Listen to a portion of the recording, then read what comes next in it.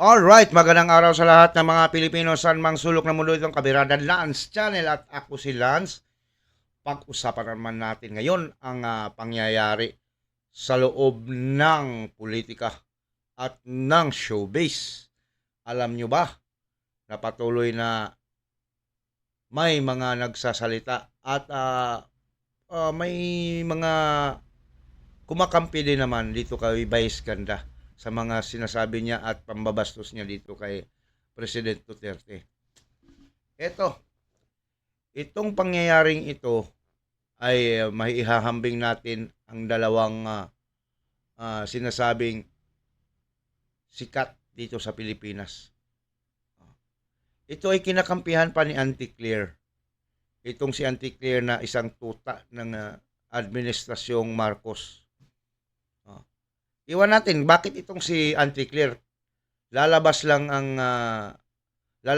kung may gusot na awayan, lalong-lalo na tungkol sa mga Duterte. Pero, di ba, ito nagiging spokesperson ito ng presidente. Lahat ng kanyang mga tirada ay papunta sa mga Duterte. Pero kung pag-uusapan ang mga development dito sa bansa, wala. Parang hindi siya updated doon. Parang hindi siya updated. Para siyang showbiz. Baka ito ang kanyang mandato na galing sa Malacanang. Na kapag may mga gusot o mga awayan sa Duterte at ng mga Marcoses, ito ang ibabandera nila. Ito ang kanilang ilagay sa harap. Bungangira palengkira di ba? At alam naman natin na itong pinagtatrabahoan ni Vice Ganda ay may share itong si Martin Romualdez. May mga pagmamay-ari itong buayang ito na kung saan nagtatrabaho ang maraming artista, mga station, news station, mga istasyon ng mga TV at ng mga tabloids ba yan, mga newspaper. At alam natin na itong si Auntie Claire ay ginagawang aso ng Malacanang. At huwag na nating ilayo. Ang lahat ng mga nangyayaring ito ay may kamay dito si Romualdez. Tandaan ninyo mga kababayan, mga kabirada, si Marcos ay hindi na politiko pagdating ng 2028. Hindi na ito makatakbo bilang isang kandidato. Kung pwede man, baka sa susunod na mga eleksyon. Sino ngayon ang makinabang sa mga pinaggagawa ng mga taong ito? Sino? Walang iba kundi ang pinsan ng Pangulo na si Romualdez. Sino ngayon ang may gusto ng impeachment? Si Bongbong? Nako, hindi si Bongbong. As what I have said earlier, hindi na makatakbo si Bongbong. Sino ang pwedeng tumakbo at gustong maging Prime Minister? Si Martin. Si MR. Hindi motion for reconsideration na Martin Romualdez. See? Itong si Vice Ganda, saan ito nakatrabaho? Saan istasyon ito nagtatrabaho? Alam nyo na. Okay. Ayaw ko nang sabihin. Baka tayo ay for the sake of safe place. Di ba? Ay, nako. Ngayon, itong pinagagawa ni Vice Ganda ng pambabastos niya sa dating Pangulong Rodrigo Duterte Kanino kaya ito utos? Kung hindi man iniutos, baka sa kanya lang din yon at magpapansin siya sa publiko. Oh. It's either inutos or it's either hindi. At kung hindi, sa kanya lang mismo yung ganun na mga idea para sumikat si Vice Ganda. Kabaliktaran ang nangyari. Marami ang unsubscribe sa kanya doon sa Facebook. Iwan ko lang dito sa YouTube. Oh. Tapos, ito na. Pinagtanggol nitong si Auntie Claire.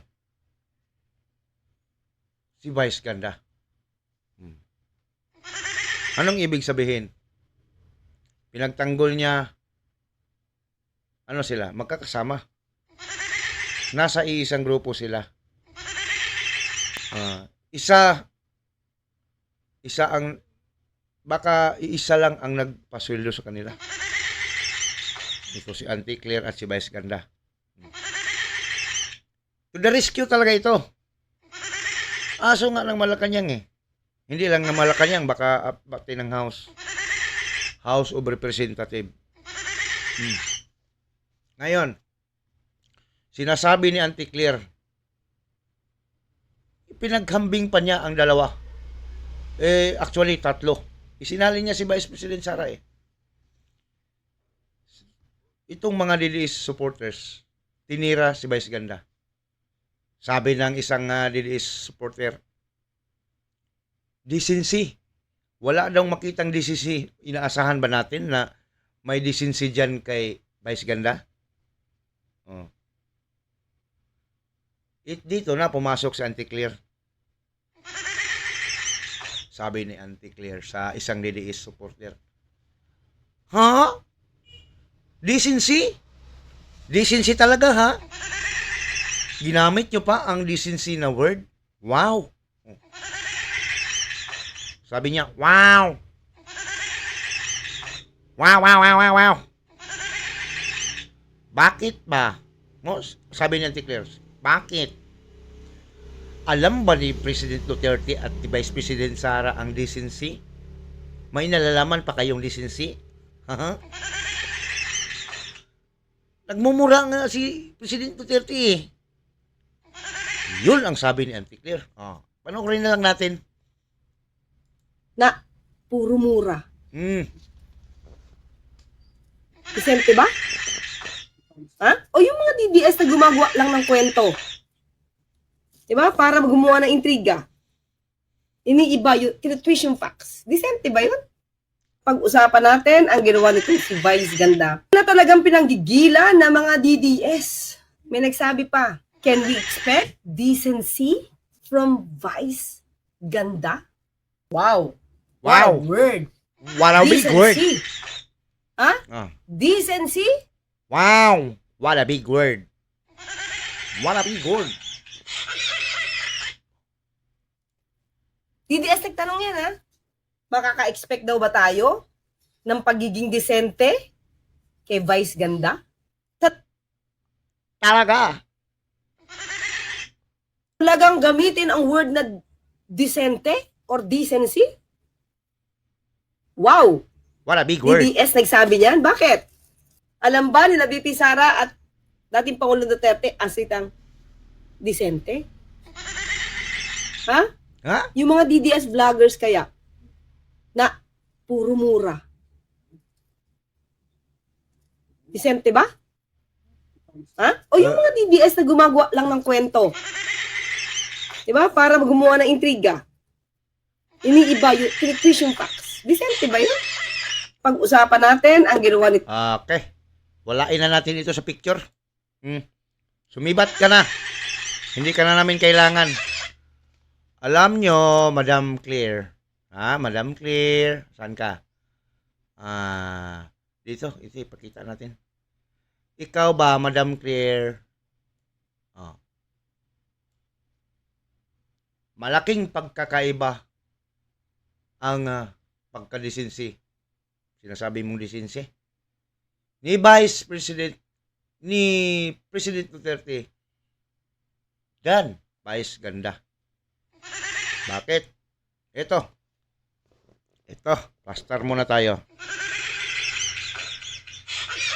Si Vice President Sara Duterte nagmumura doon, na maalala ninyo, nagmumura siya nung galit na galit siya doon sa kay PBBM at kay Romualdez at sa asawa nitong si Lisa Marcos. Nagagalit siya dahil sa pang-iipit. 'Di ba? Natanda niyo kinulong ang kanyang abogado, ang kanyang chief of staff doon sa UBP. Yung chief of staff na kinulong doon sa House of Representatives. Yung pina-contempt nila si attorney, ano bang pangalan ni attorney? Basta yung attorney ni Vice President Sara. Nagmumura siya dahil sa galit at sa pang-iipit. Na wala namang katuturan at hindi naman kumpleto ang kanilang mga ebidensya para walang saysay na mga rason kung bakit nila ipinakontempt ng House of Representatives si attorney Liza, anong apelyido yun? Basta, yung abogado ni Vice President Sara, doon nagagalit. Hindi nagmumura si Vice President Sara sa mga mabuting tao. Tandaan mo yan. Mahal ni Vice President Sara ang mga Dabawenyo at ang mga Pilipino. Kaya niyang isakripisyo ang kanyang sarili. At si President Duterte. Hindi natin i-deny na nagmumura talaga si President Duterte. Hindi pa siya presidente, gano'n na talaga siya dito sa Davao. Kilala ko siya. Me as an personal na kilala ko si President Duterte. Dahil nakatira ako sa Davao City at doon pa ako sa City Hall yung bago akong graduate ng college ay nagiging intern ako doon, tagatimpla ng kape.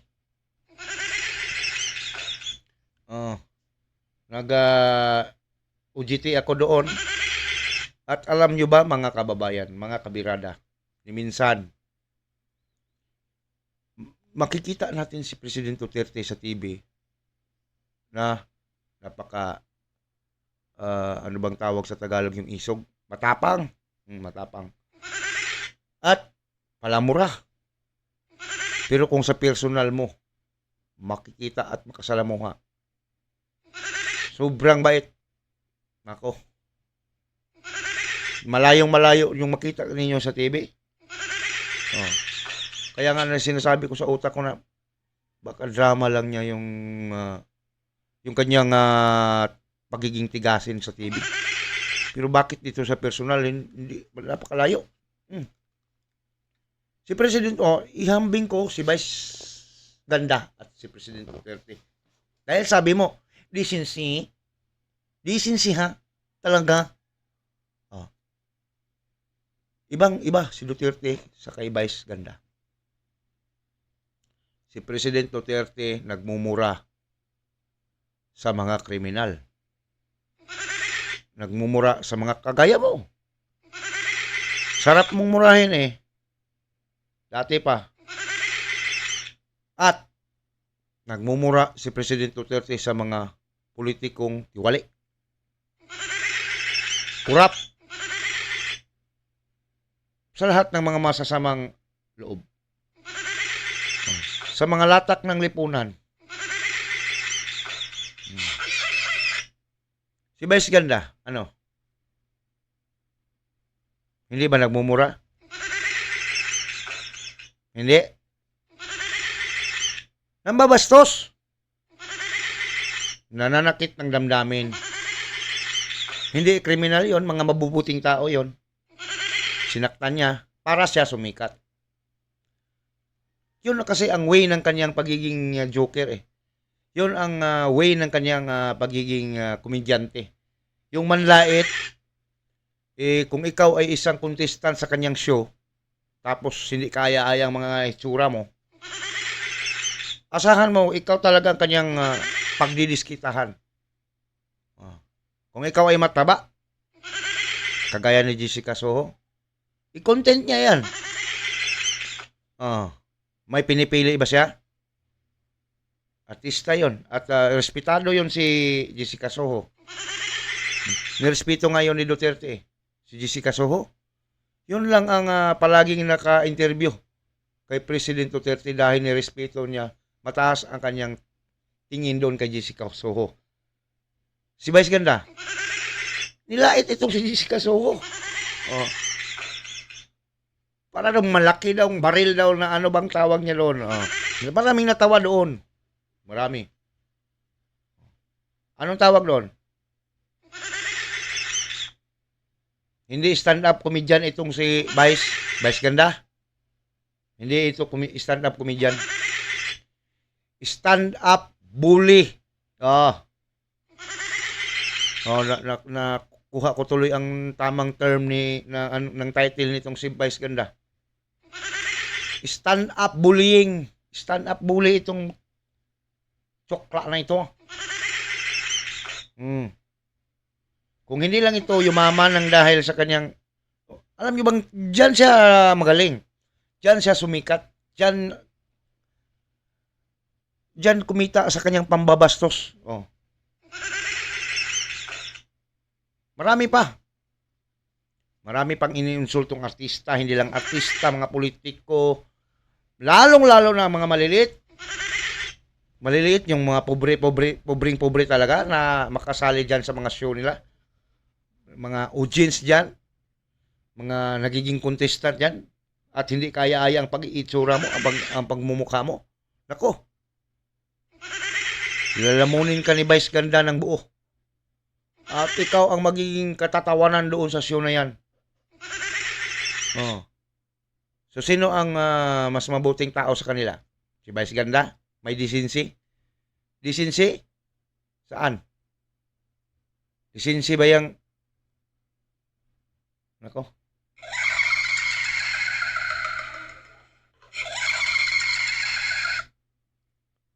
Maraming mga na-impluwensyahan itong si Vice Ganda nga eh.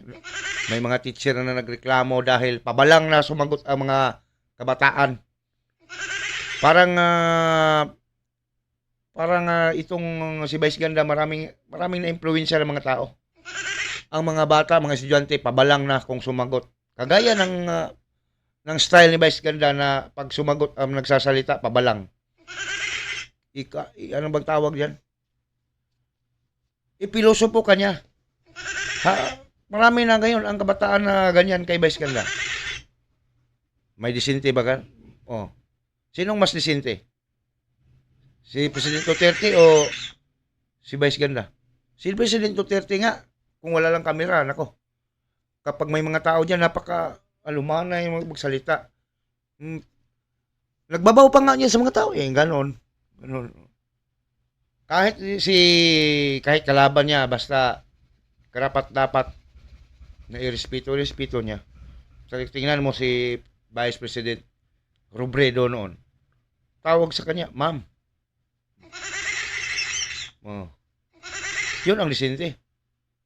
Di kagaya nitong kabayo. Oh. So, malinaw na. Kaya wag mong ano bang tawag dyan? Wag mong ipaghambing silang dalawa. Dahil napakalayo nitong si Vice Ganda sa mga Duterte. Tingnan pa natin itong mga nasa video na nakulikta ko. Alis ka muna dyan. Unahin natin to. Okay. Ito. Giling. Panlalait ito kay Vice Ganda para makaganti rin kami. Bakit naman ganyan mukha mo? May pawig at makeup ka pa. Para kang super diva. Alam mo, Horsey, noon, utak ang puhunan ng mga komedyante para magpatawa, talas ng isip, timing sa biro at creative na punchline. May timing ba sa biro itong si Vice Ganda? Kanyang mga punchline? May timing ba? Timing sa panlalait, pang mamaliit ng kapwa tao. Meron ba dyan? Meron ba si Vice Ganda niyan? Tanungin ko kayo, kayong manonood, mag-comment kayo dyan. Meron ba? Oh. line. Pero ngayon, puhunan ay panlalait at pang-insulto sa kapwa. Oh. Parang stand-up comedy na naging stand-up bullying. Oh, stand-up bullying. Stand-up bullying yan. Si Vice Ganda. Hindi na yan stand-up comedian. Oh, kumikita pa. Ano ba to? Okay. Ito naman isa. Patama din ito para makaganti man lang. Makaganti man lamang tayo dito sa ano bang tawag nitong taong ito eh. Tao pa ba ito? Kabayo mga oh. Ami. Okay. Play Noy. TV host noon at pangungutya sa iba para lang makapagpatawa. Naging endorser pa ng gaming platform. Oo, may responsible gaming disclaimer. Oy. Mga kababayan. Nakikita ko kanina sa balita na pagmumultahin at para bang papanugutin ito mga artistang ito. Yung mga nag-endorse sa online gaming. Oh, yung mga ano bang tawag ng mga larong mga basta yung nasa sikat na mga online platform dyan, ng mga gaming, yung mga sugal. Yung mga artista na nag-endorse noon, papanagutin. Kasama doon si Vice Ganda. Ala ka. Hindi ka lang kakasuhan. Nauubos pa yung followers mo. Nako. Every now and then, every minute, every second, nagbabawas ang iyong followers. Nako po. Okay. Pero sa realidad, maraming Pilipino ang nababaon sa utang. Kaya gusto ko lang itanong, deserve ba ng mga fans ang ganitong klaseng ehemplo? Sana lang wag dumating ang araw na maging miserable ang buhay niya at gawin ding katatawanan ng iba. Tama. Tama talaga kayo, Manong. Baka sabi nga nila hindi na daw ito maghihirap si Vice Ganda dahil sobrang yaman na. Hoy, walang imposible sa Diyos. Ha? Wag kayong ganyan. Walang imposible. So, anong masasabi ninyo mga kabirada dito sa video natin tungkol sa hinambing ni Claire Castro, itong si Vice Ganda at ang mga Duterte, kung sino ba ang may decency? Post, comment below.